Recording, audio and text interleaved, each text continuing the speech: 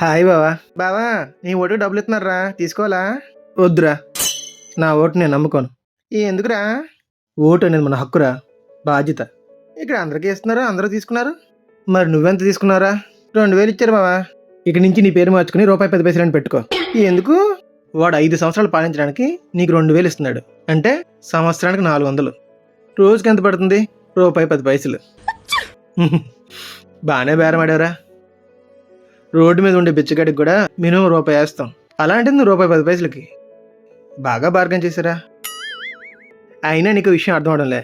వాడు గెలవడానికి ముందే నీకు డబ్బులు ఇచ్చి కంట్రోల్లో పెడుతున్నాడంటే ఇక గెలిచిన తర్వాత నిన్నేం పాలిస్తాడు, ఇంక నీ సమస్యలు ఏం తీరుస్తాడు. ఈ విషయం ఎందుకురా మర్చిపోయావు?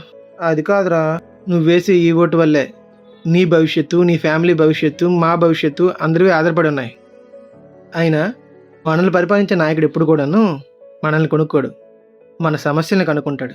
అంటే సర్లే, ఈ 5 సంవత్సరాలకు గాను నీ పేరును ₹10 సేవ్ చేసుకుంటాను. ఎందుకంటే డబ్బులు తీసుకుని ఓటేస్తున్నావు కదా, నీ కాస్ట్ అంతే. ఓటు అనేది మన హక్కు, అది సరైన వ్యక్తికే వేద్దాం. అతను ఏ పార్టీలో ఉన్నా సరే, నాయకుడు సరైన వాడు అయితేనే రాష్ట్రం అభివృద్ధి చెందుతుంది. నా ఓటుని నేను నమ్ముకోను.